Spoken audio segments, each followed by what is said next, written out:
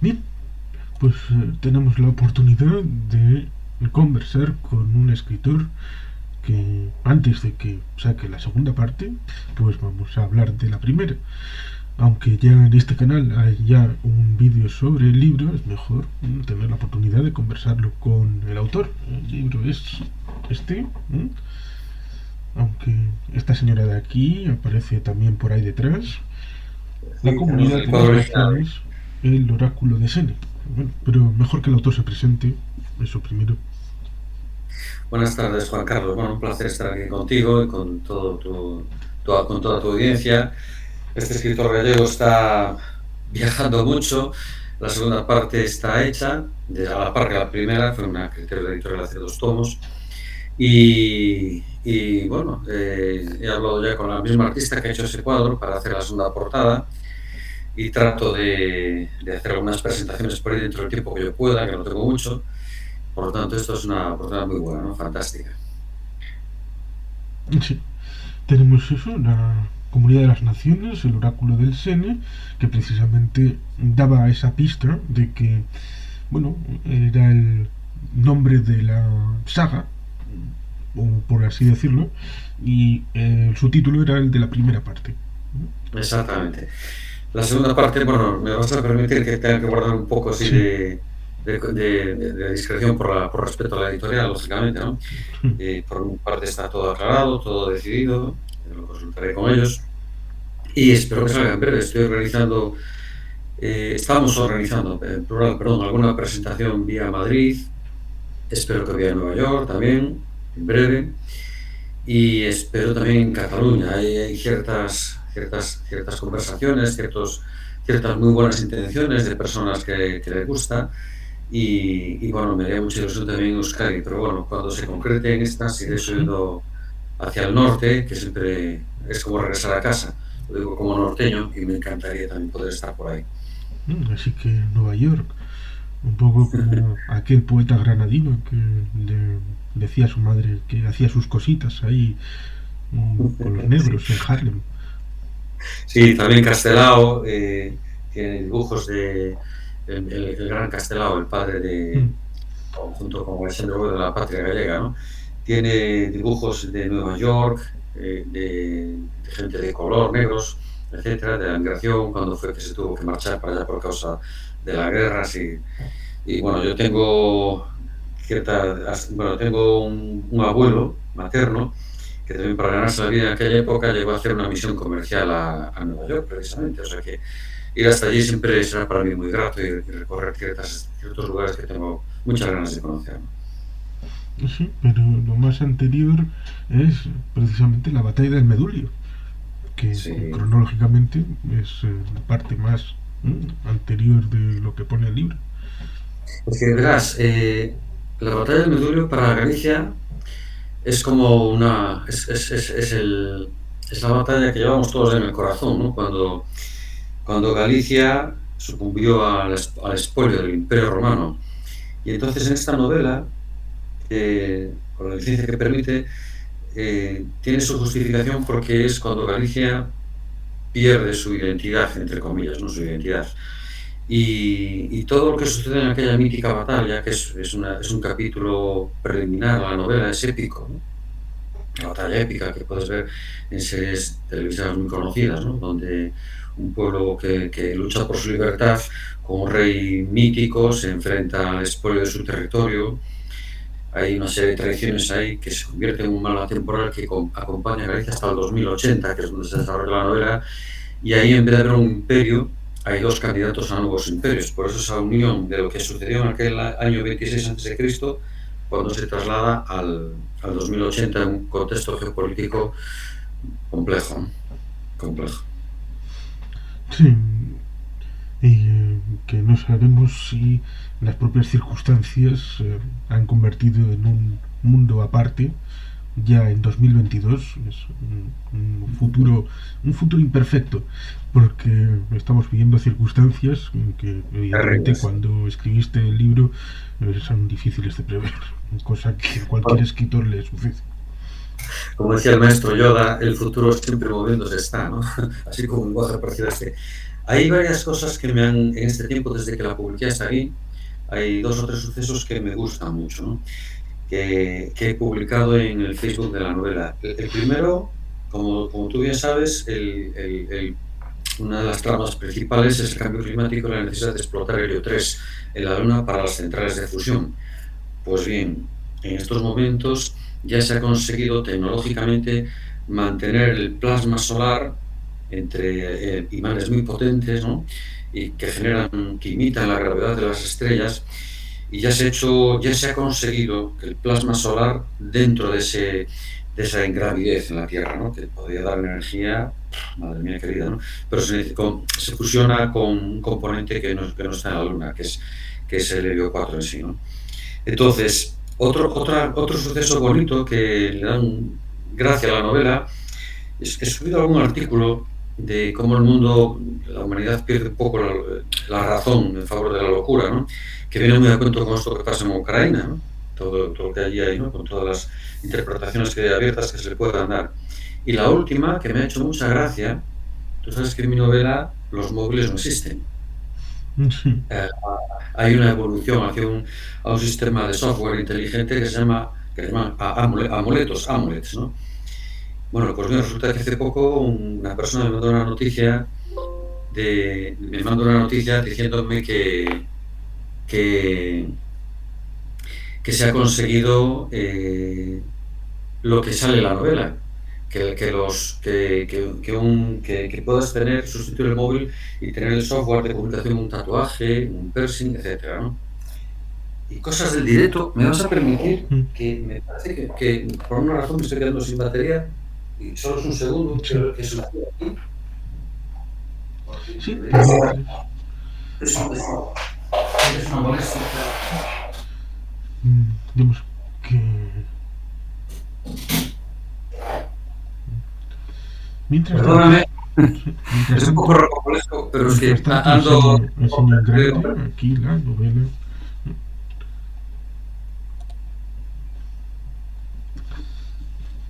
Sí, resulta curioso porque de un punto hacia adelante, que es lo que haces tú, algo que era previsible que pudiera pasar, en otras novelas, evidentemente sin querer comparar, pero en otras novelas es un punto en el que llegan antes de ese cambio, y si hubieran sido un poquito después, habrían perdido la gracia y serían completamente distintas. Por ejemplo, Harry Potter. En Harry Potter, en Hogwarts, en el castillo, no hay móviles. Pero no porque tengan algo más evolucionado, sino porque todavía no han llegado a ello. Y seguramente las novelas de Harry Potter serían completamente distintas, viendo a los protagonistas cambiándose SMS, WhatsApps, poniendo cosas en Twitter. Sería una novela completamente distinta. Lo cual precisamente hace importante eso de poner la tecnología justa en el momento apropiado. Y por eso está bien que cosas que has puesto en previsión, pues que vayan empezando a encajar. Sí, y yo cuando se me ocurrió esto, bueno, soñé mucho, ¿no? Para hacer todo esto.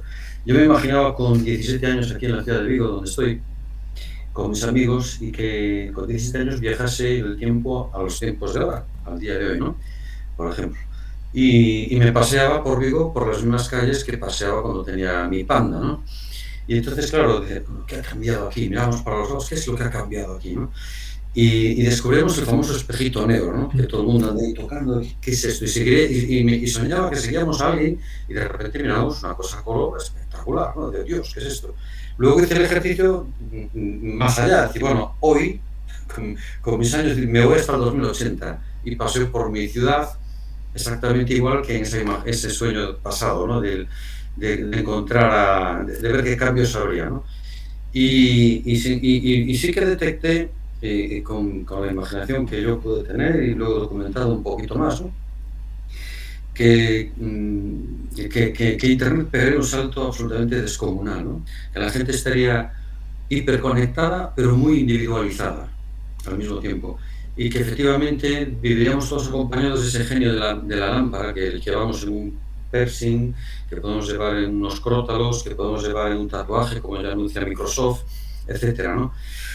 Y sí que percibía esa mega conexión entre todos, pero luego físicamente en la calle todos todos a lo nuestro, muy individualizados incluso, ¿no? Evidentemente creando falsos perfiles para relacionarnos, todo este tema, ¿no? Un fracaso familiar, sea la familia del género que sea. Bueno, ahí somos Cromañón en el 2080 con una tecnología descomunal que quizás falta filosofía y no se sabe utilizar, no se utiliza bien, ¿no? Sí, es cierto que se solía decir en décadas pasadas que, bueno, estas cosas de la ignorancia eran porque nos faltaba información, acceso a documentos. Luego ha llegado Internet, se ha digitalizado un montón de archivos y se ha visto que en realidad no era falta de documentos, era otra cosa. Y lo mismo puede pasar Exacto. en esa paradoja que incurramos en que cada vez estemos más conectados, pero cada vez estemos más separados. Tengamos más posibilidades de acceder a otras personas que están lejos, pero seamos incapaces de al vecino de al lado pedirles un poco de sal o un poco de azúcar cuando hace falta. Que yo me despisto mucho con eso, por cierto, a veces lo echo de menos, ¿no? Digo, no sé si de aquí al del segundo de enfrente, ¿no? Sí, yo en la novela, por ejemplo, no quise dejarme arrastrar en el 2080 por una fantasía tecnológica, ¿no? Sí me pareció observar que las comunicaciones iban a tener un salto muy grande, ¿no? Pero luego eso de poner gente, no sé, que volamos todos, ¿no? Evitamos este tipo de fantasías fáciles que se ven a veces en el cine, no, la quise hacer un poco más realista, ¿no?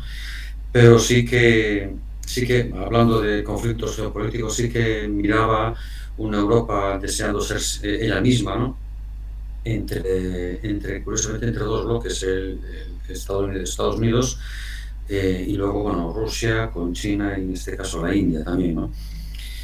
Fácil, ¿no? Por el tema energético, por no quedarse atrás, dominar la nueva tecnología de las centrales de fusión. Y ahí sí que lo vi. Bueno, miré una Europa que custodia muy bien sus fronteras. Carl Sagan, desde hace muchos años, antes de morirse, que nadie iba a detener a los inmigrantes, ni en Estados Unidos ni en Europa, del sur hacia el norte. O sea, que las grandes ciudades, sus luces llamarían a entrar en ellas escapando de la pobreza y del cambio climático, ¿no?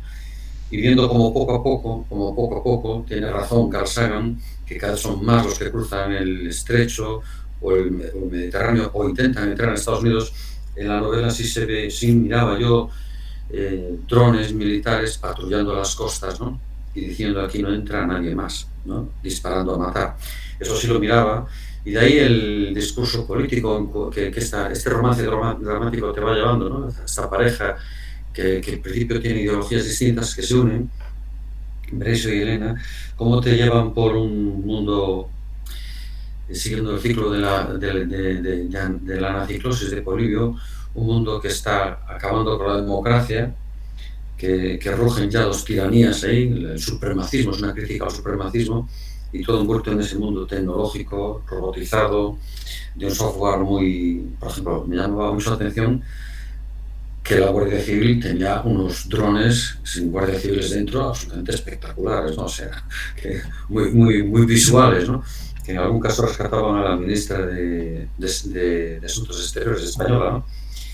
Y si la novela se mueve entre el pasado que eclosiona en el futuro, tienes viajes, hay momentos en que vuelves atrás, o a la Edad Media, o vuelves al mundo celta, estando en el 2080, porque eclosionan a ese presente el pasado, ¿no? De lo que pasó en el Medullo, de esa, bueno, organización secreta que tanto marca los designios de España, que no quiero delatar mucho, ¿no?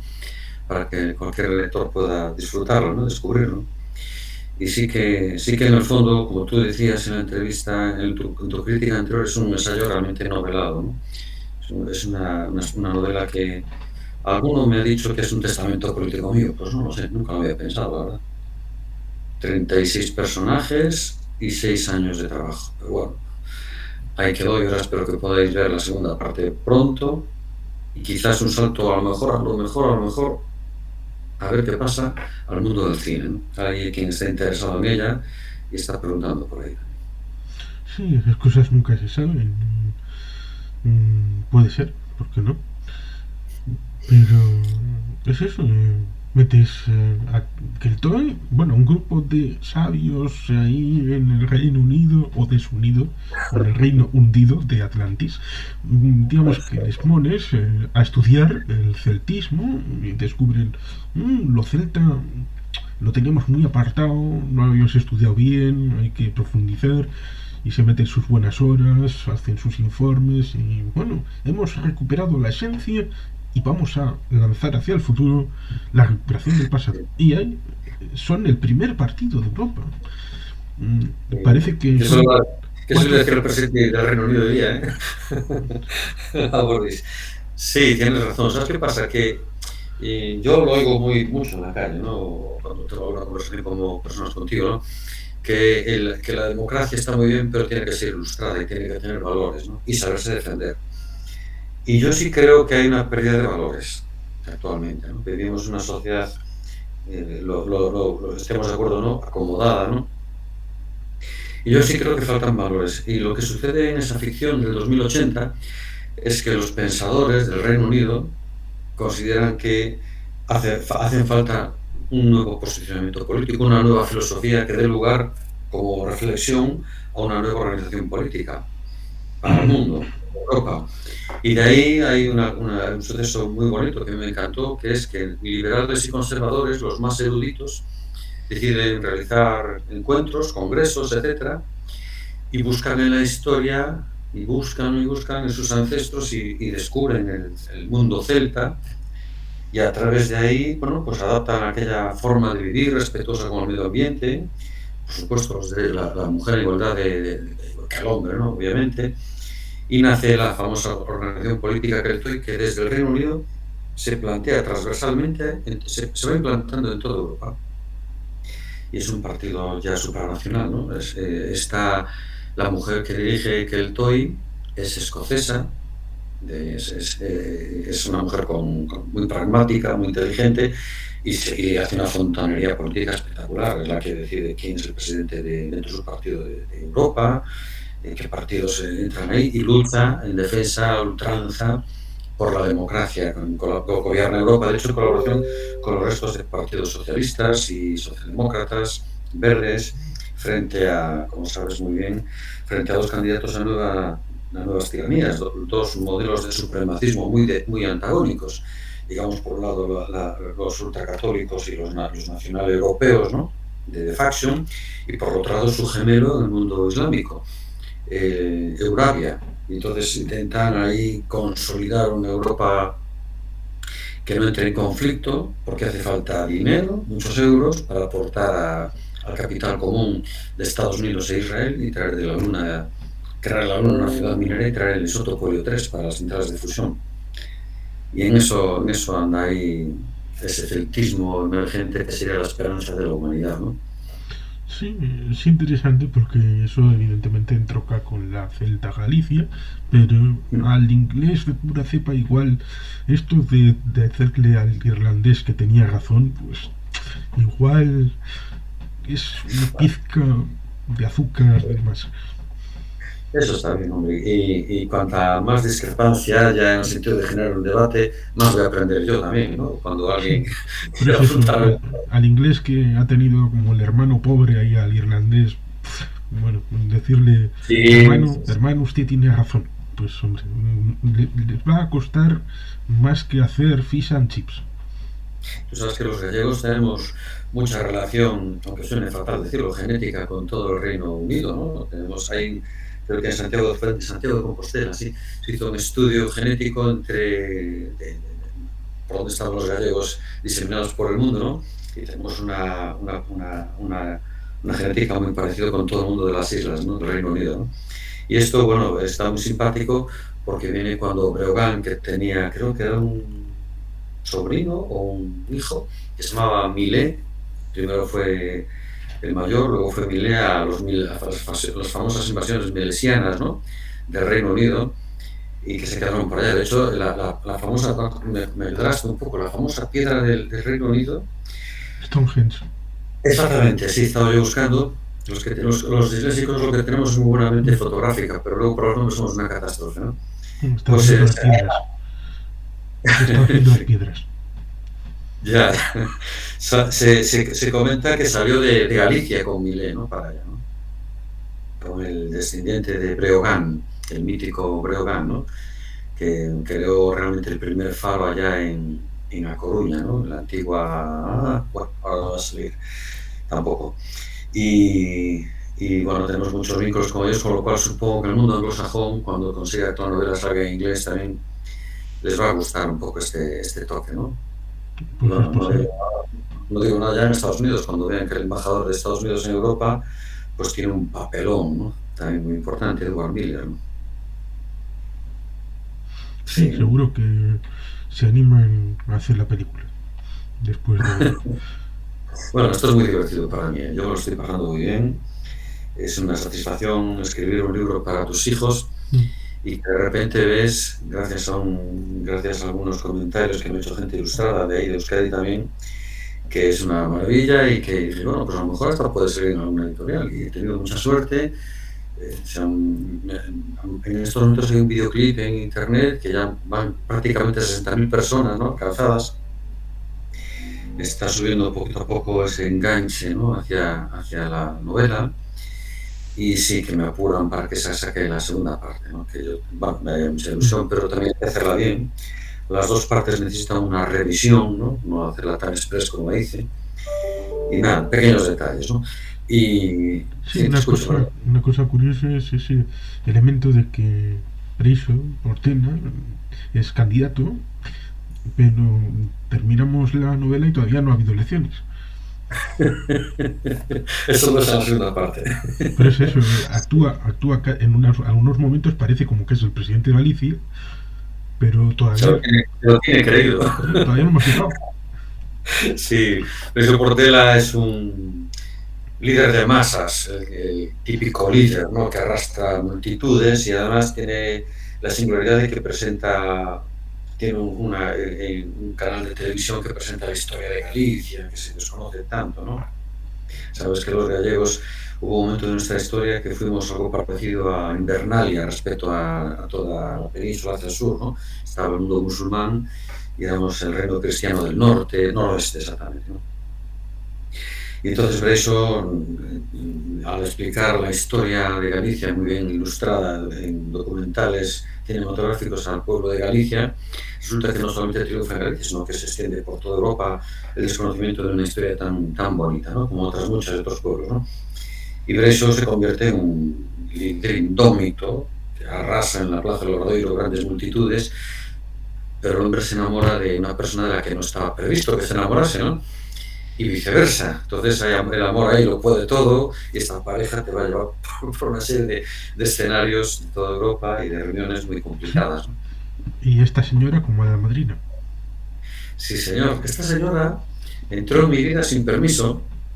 Cuando yo no sé, mi experiencia como neófito es que estás escribiendo y de repente te salen los personajes, ¿no? Y dices tú, ¿y qué pinta aquí la reina de España, ¿no?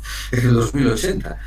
Y con mucho carácter, que luego descubrí porque tenía ese carácter tan contundente, ¿no?, tan autoritario. Autoritario en el sentido de persona, no tanto de corona, ¿no? Porque como yo la visualicé en el 2080, la corona está muy apartada, es jefa del Estado, pero el gobierno la tiene muy apartada, ¿no?, por sucesos que pasó con su padre y con ella cuando ella era muy joven. Y entonces luego resulta que, como pasa en el ciclo de la anaciclosis de Polibio, resulta que desde Europa se reclama su presencia en política debido a la mediocridad de los políticos del momento, ¿no? Porque como nunca ha estado en política esta señora, y ha tenido una vida difícil hasta llegar a 2080, pues está libre de pecado, no ha tomado decisiones realmente nunca trascendentales, y como lo personal influye mucho en los corazones de las personas, dicen, anda, pues mira, si ella lo dice, a lo mejor pues le vamos a seguir, ¿no? Y no sé si decir algo más, descubrir alguna cosa más, ¿no? Pero se hace una aliada de un republicano de pura cepa como es Berisso Portela, ¿no? Que curiosamente, ¿no? Dice, pues, yo soy la reina de España, tú eres un señor que se quiere independizar del reino, pero a lo mejor hasta nos podemos entender, ¿no? Y ahí viene una cuestión muy bonita, ¿no? Que cómo se pueden unir posiciones antagónicas ante un adversario mayor, ¿no? Que obliga a entenderse. Sí, Con todas las tensiones que puede haber, imagínate, dentro de Galaicos, el partido de Berisso, y dentro de los monárquicos. Y bueno, ¿pero qué está haciendo esta señora? Bueno, ¿qué hace el líder de mi partido, ¿no? El que va a ser a lo mejor el presidente de Galicia. ¿Cómo es posible esto, no? Empiezan las tensiones y vuelve a resurgir aquello que había en el Medulio, también una historia romántica desarrollándose, un trance que hay allí y una posición de derrota ante un imperio que venía a arrasar Galicia. Todas las guerras por supremacismo son por expolio, ¿no? De un territorio. En Galicia se llevaron oro, Dios mío, a punta pala. Las médulas famosas que formaban parte de Galicia, y por ejemplo, al lado de Viana do Bono, también un pueblo muy bonito, por cierto, y se hicieron montañas con la fuerza del agua, ¿no? O sea, una barbaridad arqueológica, ¿no? Para extraer oro, ¿no? Esclavos, etcétera. Bueno, pues eso en el 2080 es multiplicado por mucho más, ¿no? De ahí de tener esas tiranías, de tener esa lucha, ¿no? sí, esta Leonor precisamente. No, esta Leonor sería el reverso del espejo de Exacto. Isabel I Que en el digamos final del que, reino de Galicia.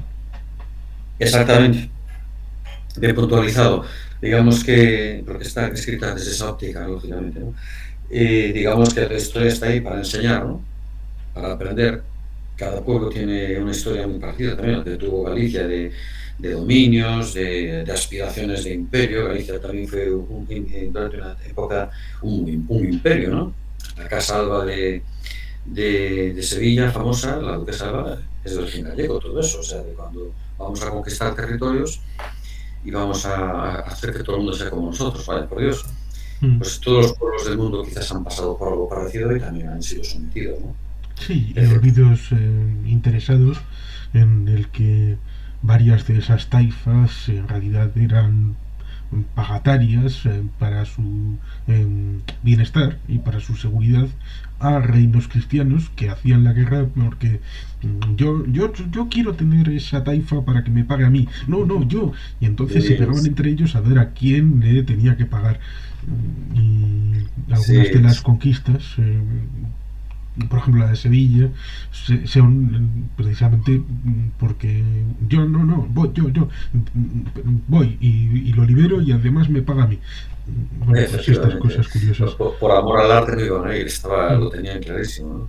Sí, a mí lo que más me gustó descubrir a través de los ensayos de, de Anselmo López Carrera, doctor Anselmo López Carrera, era como, por ejemplo, si tú y yo estuviéramos en el año 3000 o 4000 y hubiera una catástrofe informática en este tiempo presente, a lo mejor tenemos una visión muy parcial de la historia, ¿no? Por ejemplo, si estudiáramos la historia de España, a lo mejor tendríamos documentos del Partido Socialista o de otras fuerzas políticas, ¿no? Y tendríamos una visión y una interpretación del presente de España muy parcial. Pero si de repente tú y yo viajamos bueno, a ver qué dicen, qué dirían en Alemania de los famosos españoles. Anda, pues mira, que no todos eran muy españoles, ¿no? O fuésemos a Italia, o fuésemos a Grecia, o fuésemos a Estados Unidos, a lo mejor tendríamos, o Francia, tendríamos una visión ya menos partidaria, menos interesada políticamente de España, de lo que realmente contarían otras fuentes externas. Pues eso pasó con Galicia también.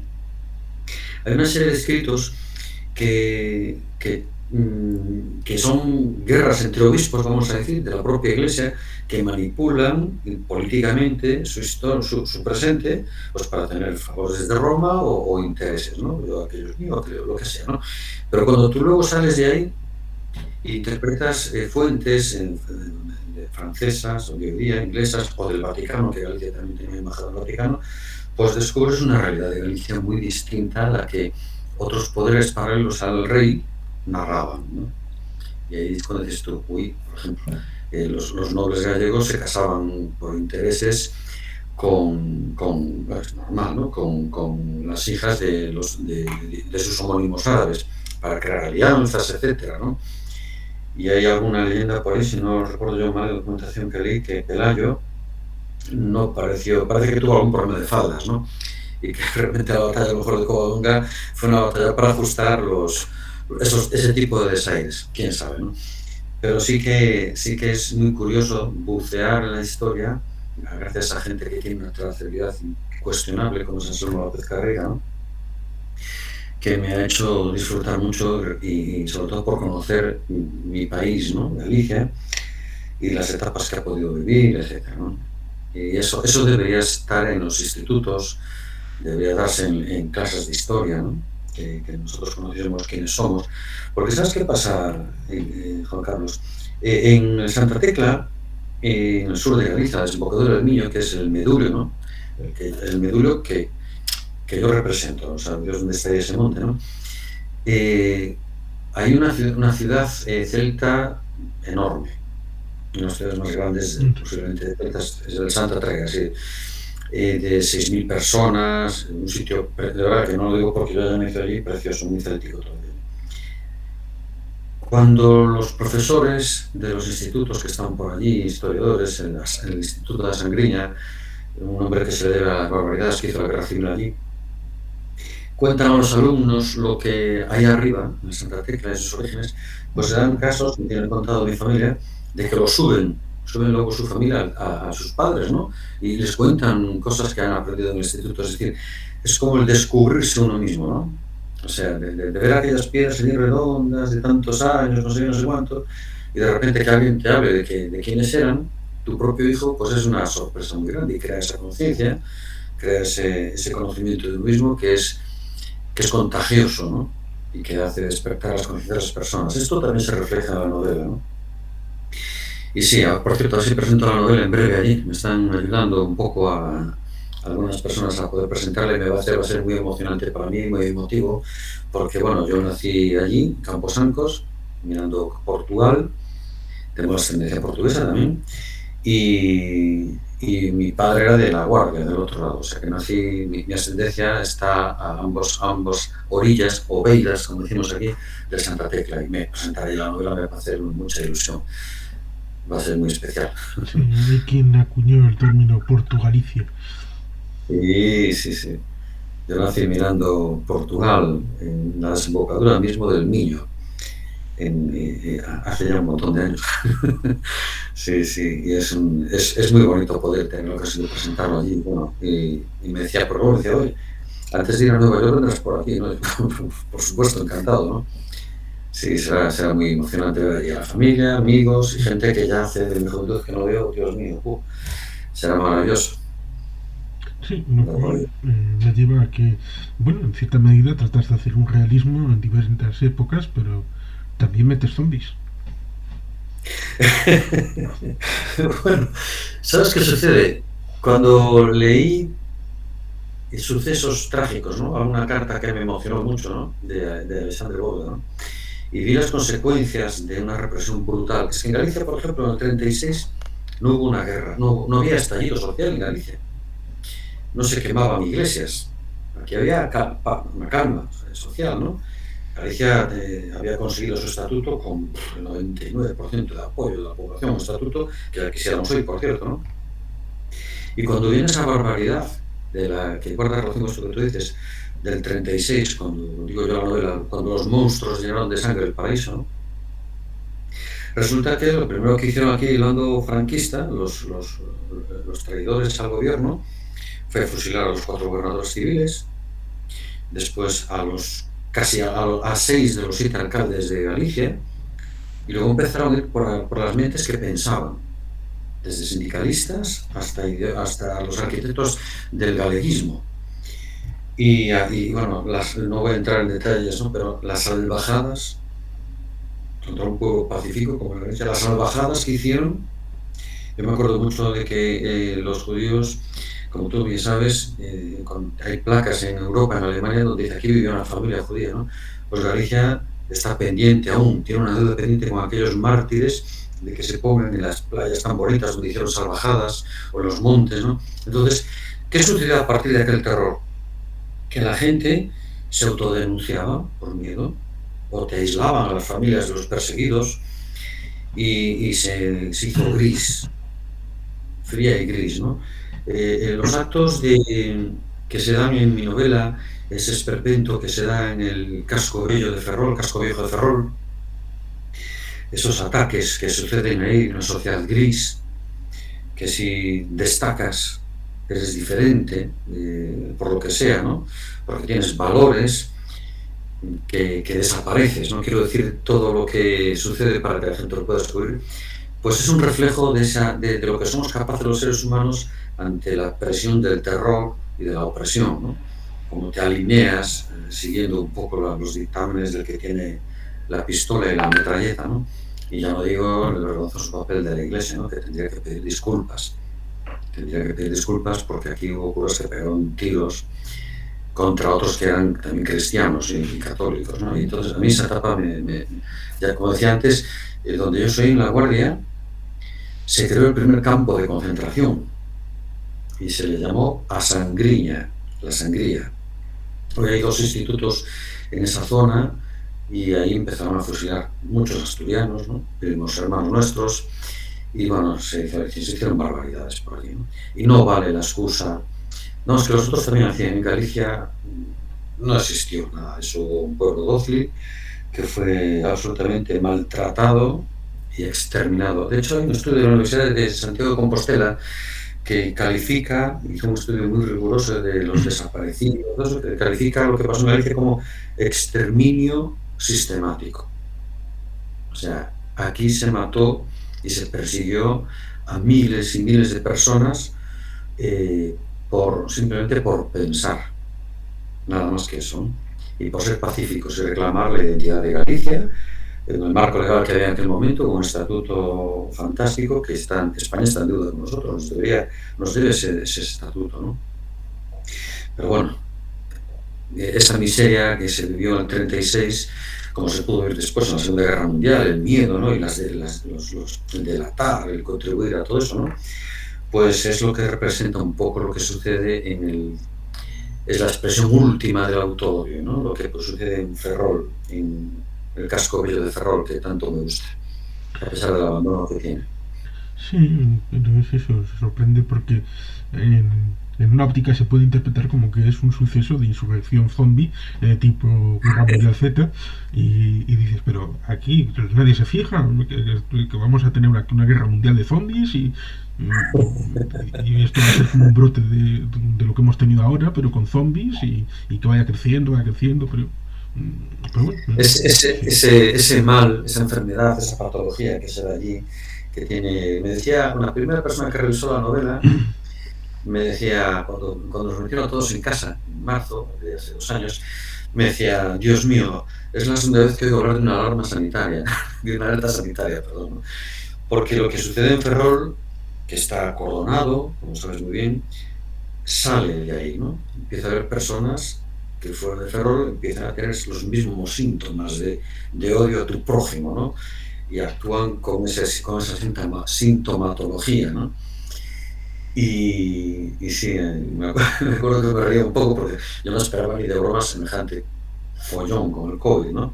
Bueno, evidentemente la patología que se da en Ferrol no tiene nada que ver con un virus, sino más bien con algo más bien mental. Sí. Personal y colectiva. Por ejemplo, se puede ver en la propia familia Rajoy, que dicen que el abuelo fue uno de los colaboradores para hacer ese estatuto del 36 y bueno, ahí está el nieto con una cosa completamente distinta. Y además el propio estatuto del 81 es curioso porque, claro, querían hacer algo rapidito, sencillo. Vascos y catalanes, que también metes vascos y catalanes, claro, sí. pues en principio pensaban desde Madrid, bueno, les damos estatuto a los vascos y los catalanes y ya hemos terminado.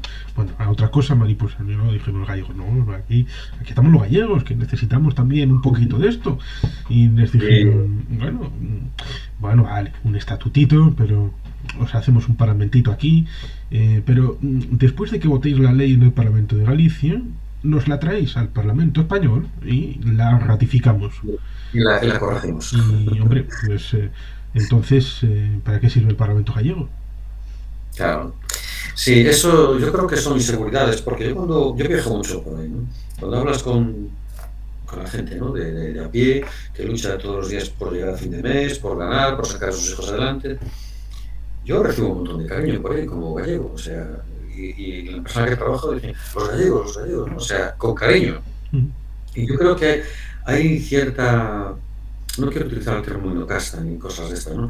Pero hay cierta mal llamada élite, muy centrada en Madrid, que debe ser personas muy seguras que le dan miedo, ¿no? a que eclosionen realidades que estamos aquí, ¿no?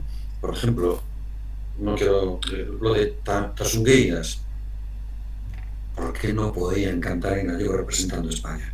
O Joan Manuel Serrat, muchos años atrás. Pero ¿cuál es el problema? ¿Por qué no se oye más en los medios de comunicación, digamos, estatales, pues a una persona o un grupo musical de Euskadi cantando para decir, bueno, es que va a haber esta exposición, este concierto en tal sitio? ¿Y por qué no? Si hay cantidad de riqueza cultural y muy valiosísima, ¿no? Y así que de vez en cuando sale, como fue el caso de Tasungueiras, bueno, pues se ve que hay una calidad excelente, ¿no? Una industria en alza musical aquí en Galicia, y parece que como que hubo el sentimiento que no en Galicia, ¿no? Como que hubo una mano ahí, como que no, si hablan en gallego, cantan en gallego, mejor que nos representen en España, porque tontería, ¿no? Con lo bueno que es esa riqueza cultural, y bueno, aquí hubo un momento que la gente empujaba, a ver si vamos representando a Portugal, ¿no? Nuestros hermanos portugueses, ¿no? Y decía yo, sería fantástico, ¿no? Sería maravilloso, ¿no? Pero bueno, no Sí, tenía pero ellos ya mucho... habían elegido su canción, así que estaba ocupado. Sí, pero bueno, iba a ser una cura de humildad también, ¿no? Para decir, ¿por qué no? Que sería muy bueno. También gente del sur de España, de Andalucía y tal, que disfrutaba mucho esa canción, ¿no? Creada en Galicia, pues no tenían ningún problema ni en Levante, gente que conozco yo por Levante, tenían ningún problema, y en Madrid, decía que además disfrutaban esa canción, se sentían, lo bonito es que la cultura es que se sentían identificados, ¿y por qué no? Bueno, pues sí, eso que dices tú, volviendo al tema, ¿no? Parece que cuesta incluso aceptar el federalismo, ¿no? Luego lo aconsejamos para Europa, pero aquí no hay manera, ¿no? También a mí me gustaría algún día, como lo digo como ciudadano también, que en el Congreso, ¿por qué no se puede hablar en euskera, catalán y gallego allí? Pero ¿por qué no? Si eso es buenísimo. Eso daría una imagen de una España. Es que confunden el término igualdad con uniformizar. No tiene nada que ver. Y la mejor forma que lo entendía, imagínate que el euskera se impusiera en toda España. Y ahora vosotros diréis, ya somos todos iguales. Pues no es verdad, ¿no? Pues esto pasa también al revés, ¿no? Y no lo entienden o no lo quieren entender, o hay un chip ahí supremacista que hay que corregir, ¿no? Sí, a muchos les daría un mal si el euskera se impusiera como lengua oficial de España. Yo iba a tardar bastante en aprenderlo, ¿verdad? Eso sí, hay una reflexión personal que, bueno, es simplemente por dejarla encima de la mesa. Cuando hay que participar en una OPE o en cualquier de estos procesos de empleo público o cualquier otra cosa parecida, parece como que el gallego, el euskera y el catalán son lenguas extranjeras que la persona tiene que justificar que lo habla, como si tiene que justificar que habla alemán, chino o francés. Pero al español medio que ha estudiado en España, ya sea en Me falta información, en realmente, de lo que Madrid, somos. no tiene que justificar que sabe castellano. Yo recuerdo cuando hacía la MIBI, que me llamé a casa a mi madre y empecé a hablar en galego, ¿qué vas a hacer, no? Y me dice un compañero que estaba detrás esperando en la cabina, me dice, oye, ¿y por qué hablas en gallego? No supe qué decirle. No supe qué decirle. ¿Qué vamos a hablar, ruso? Es normal, estaba hablando con mi familia, ¿y qué vas a hablar, no? O sea, no lo hemos inventado para marginar el castellano, ¿no? Además, el castellano encantado, vamos, con todos los idiomas. Y no, o sea, el gallego no nació para aplastar ningún idioma, ni al revés, ¿no? Debería ser, ¿no? Pero, por ejemplo, yo cuando veo, no estoy muy homologado, ¿no? Pero cuando veo Star Wars, que me gusta mucho, ¿no? Que veo que es el Senado allí con sus platillos volantes y hablan cada uno en su idioma, ¿no? Da una riqueza aquello espectacular, ¿no? Siempre digo, qué pena que en el Congreso no se pueda hacer lo mismo, ¿no? Sería fantástico. O vas al Parlamento Europeo, que es hablar maravillosamente idiomas por todos lados, si se entiende, ¿no? Pues en España, ¿por qué no? Si sería... Yo creo que si eso se aceptase, y si legalmente se aceptase, la mentalidad en España en general iba a cambiar positivamente de una manera enorme.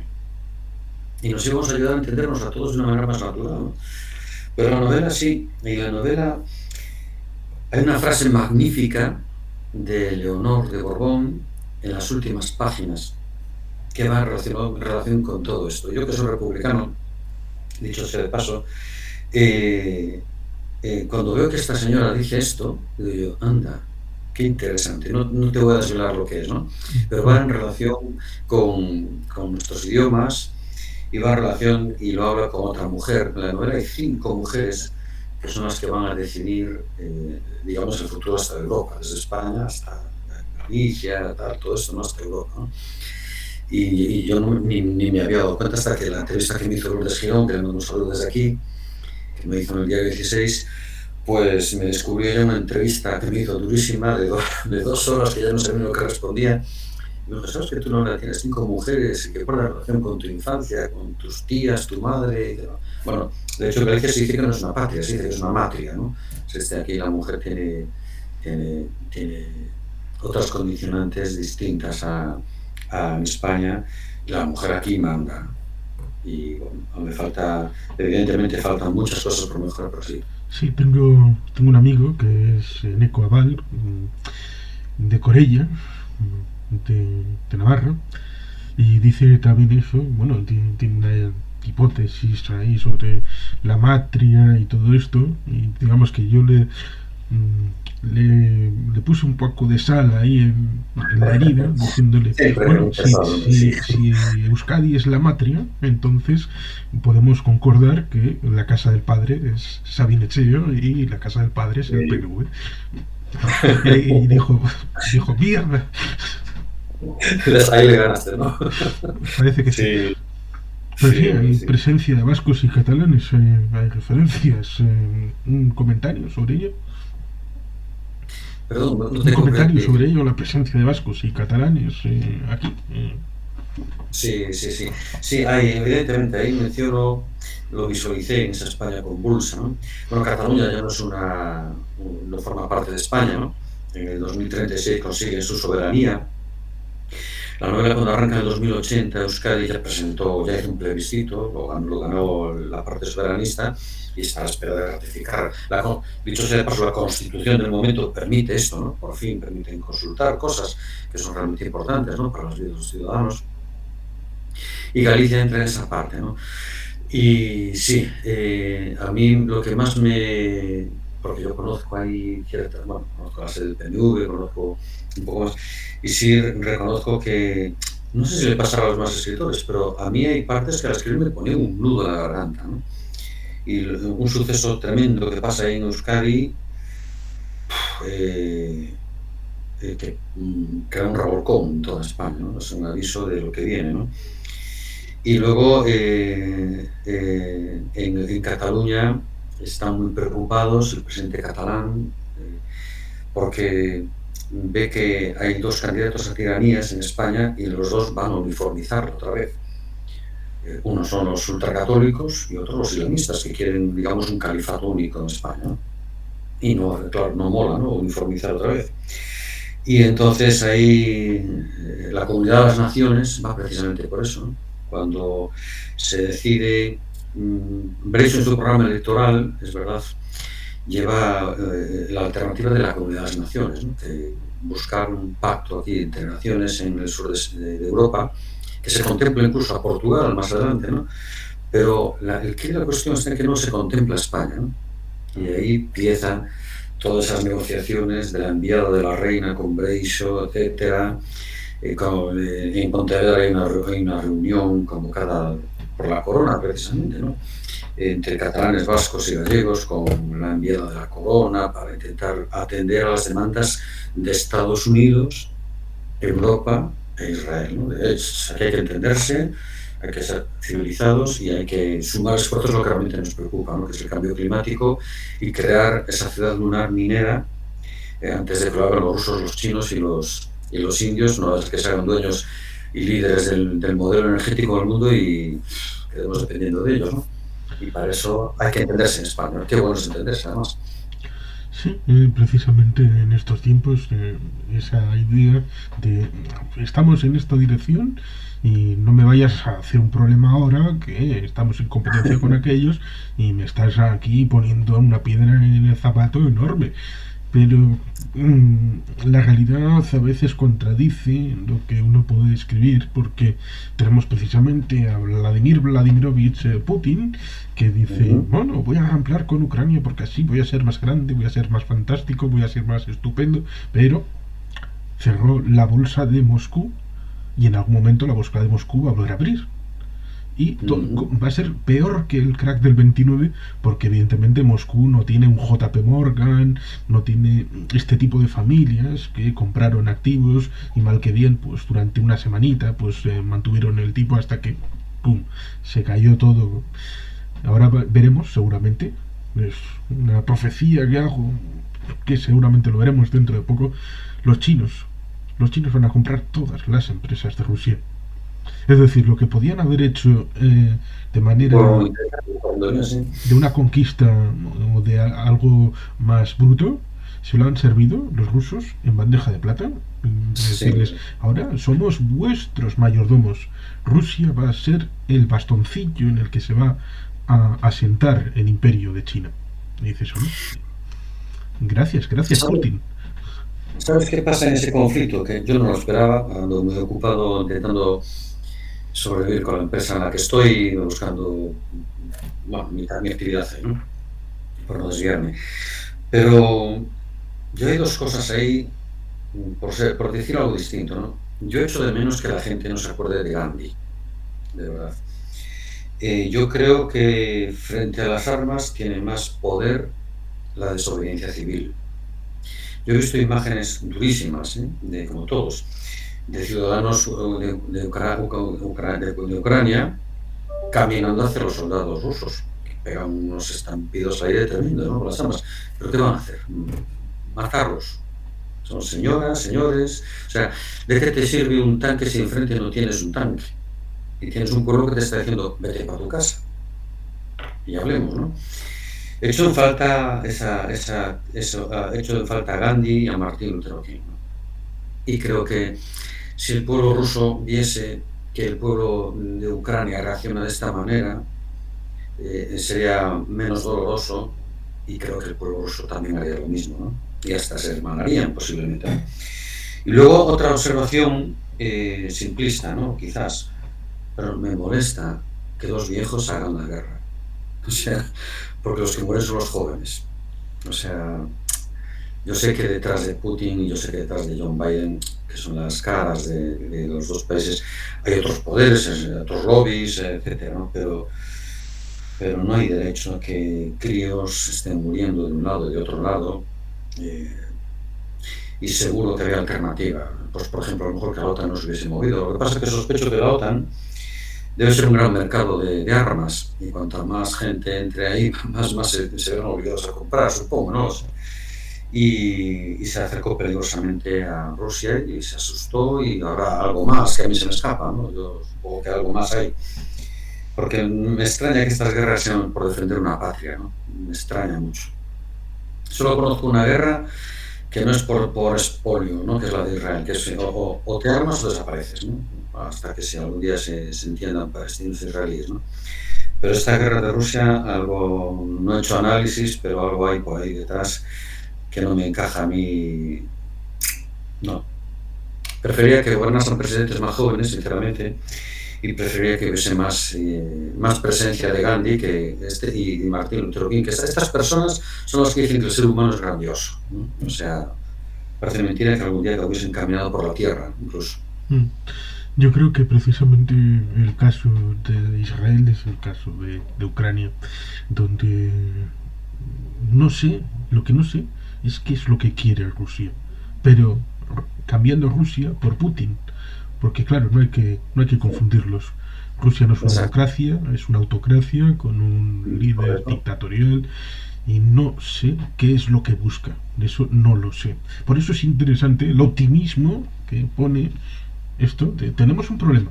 espera, vamos a resolverlo porque eso me pone una piedra en la rueda, en los conflictos hay que aparcarlos porque nos viene otro más para allá, una visión más a largo plazo, pero aquí vamos a entrar a arreglar esto porque están los nazis, están los islamistas, Sí, tienen su contraparte los en España, supremacistas. aquí va a haber una desestabilización que todo el mundo la ve, pero es difícil de ponerle los paños calientes para poder pararla, con lo cual las cosas van a ir evolucionando y por lo tanto está bien En la trenzada. segunda parte ya verás lo que pasa. Sí, sí, lo veremos todos, espero. Yo el otro día me puse bastante triste cuando escuché en el Parlamento Europeo a Borrell y a Úrsula, todos eufóricos ahí con discursos simplistas y panfletarios en nombre de la libertad. Y, bueno, se nota que faltan grandes pensadores, ¿no? Porque cuando hay una situación como esta, no hay que calentarse. Cuando hay una situación de estas hay que enfriarse. Y yo noté un aclaramiento ahí en el Parlamento hace un par de semanas, creo que fue, que dije, pero parecen críos, pero enfriaros un poquito y a pensar. No, no, no, y ahora vamos a hacer esto, y ahora lo otro, y ahora no sé qué. Porque no me extrañaría nada que hubiese antes un estallido social aquí que en la parte rusa. Porque claro, al final estamos pagando también consecuencias. Aquí hay trabajadores, trabajadoras, ahora se habla de esta huelga del lunes, Sí, pero y todo esto no hay un hablar, pequeño no, matiz no. que se Mm. podría hacer. Y es que habría un estallido social aquí más fácil que en Rusia No, por, lógicamente. por, por una razón bien sencilla, porque los Sí, cauces para protestar aquí sí, no, son está más claro. fáciles. Lo mismo que cuando hubo unos intentos de protesta en el mundo árabe en el año 2010-2011, por ejemplo en Recuerdo Siria, eso. digamos que pudo estallar porque la masa crítica que se había acumulado era tan grande, tan grande, tan grande, que el régimen no la podía tapar. No la podía Y porque contener, había correcto. habido unos momentos previos en los que habían tapado. Es como cuando pones la tapa en la olla, pero al final la cosa adquiere masa crítica y explota. Y cuando explota, lo hace de una manera muy violenta. Adquiere ribetes de guerra. Tsunami, sí, exactamente.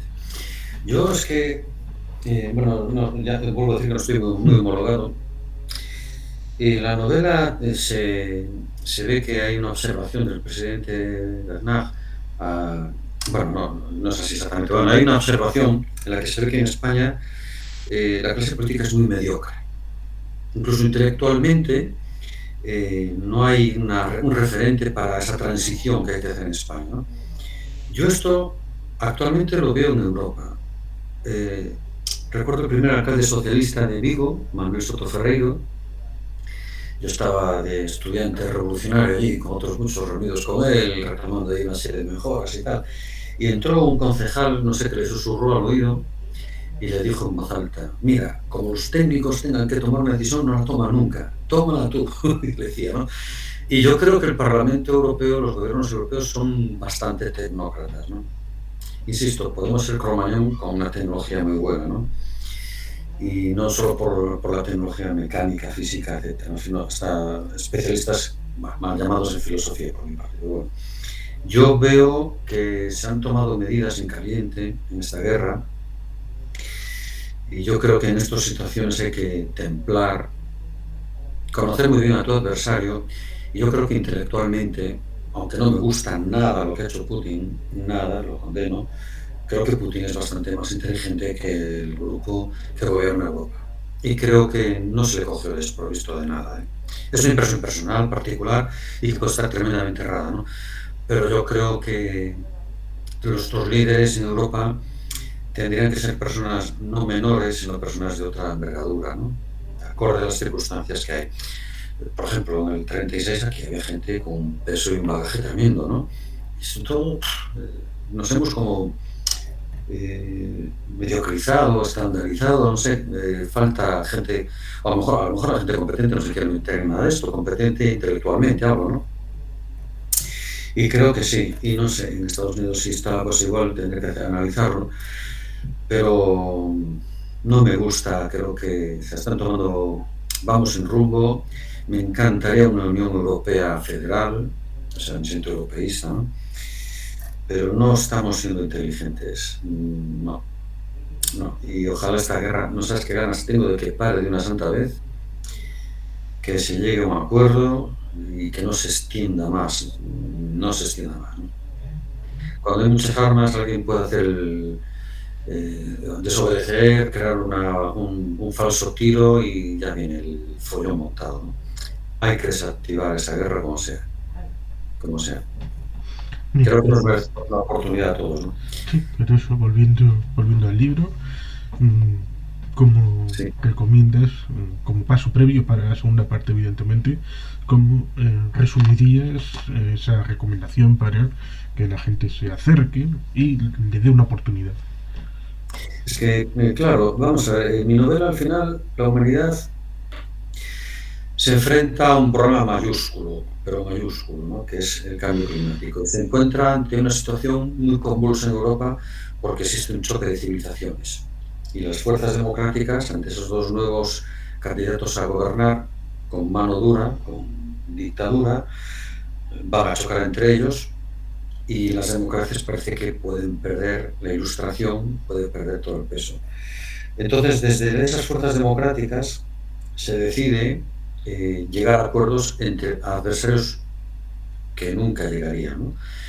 Y como la chispa en Europa, la ficción de la novela puede saltar en España, entre esos dos primeros adversarios que chocarían aquí, como el 36, se decide, bueno, vamos a rescatar la democracia, vamos a evitar la guerra, pero para eso monárquicos y republicanos se tienen que entender.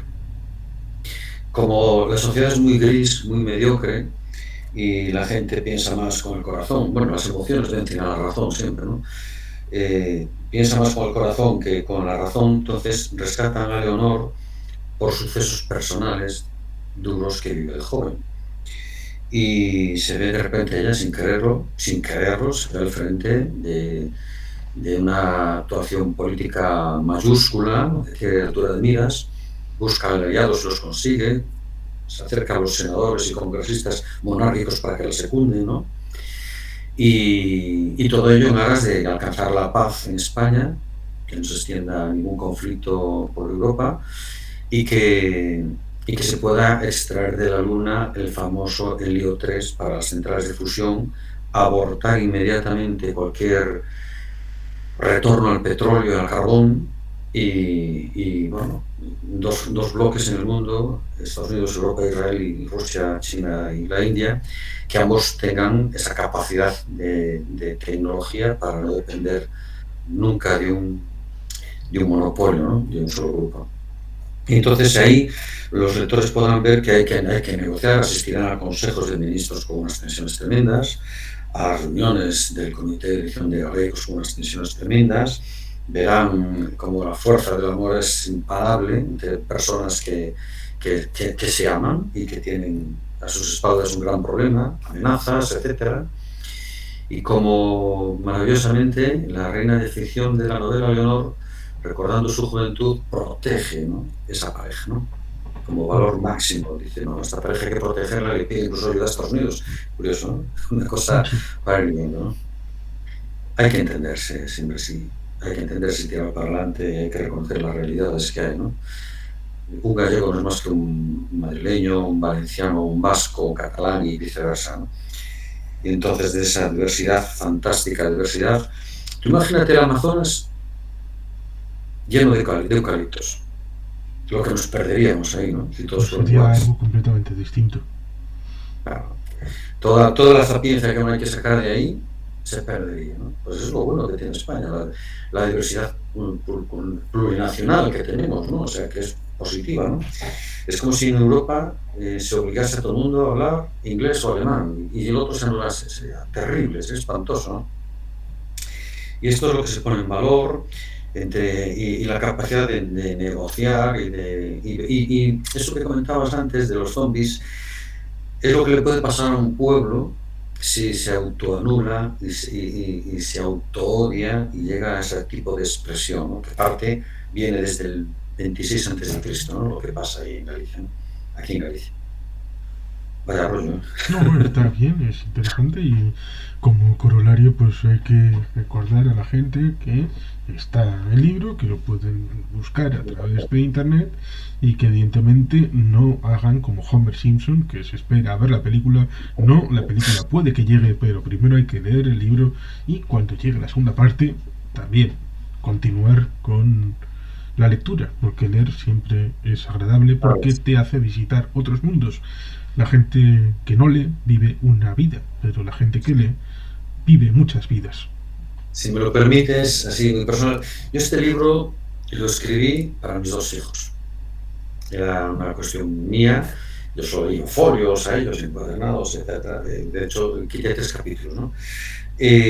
Porque me parece que si quieren volver a conectar conmigo dentro de muchos años, ojalá cuando yo no esté, ahí me van a encontrar. Ahí hay claves para ellos, consejos que solamente ellos y yo vamos a entender, ¿no? Y fue escrito para eso, nada más. O sea, luego que saliera la novela, pues me parece muy bonito y bueno, que llegue a otro público, etcétera. Pero era algo muy privado, muy personal, como visualizaba yo el mundo en que ellos van a estar, que yo no estaré. Y bueno, pues si quieren volver a hablar con sus padres, solo tienen que volver a leer el libro y ahí estaré. Bien, pues ha sido interesante, así que muy agradable conversar sobre Muchas este libro. gracias. Cuando se pueda ante el siguiente, pues bueno, igual tenemos la oportunidad. Te Así lo que mandaremos. sí, así que muy agradecidos a los que hayan llegado hasta aquí y hasta la siguiente oportunidad. Muchas gracias. A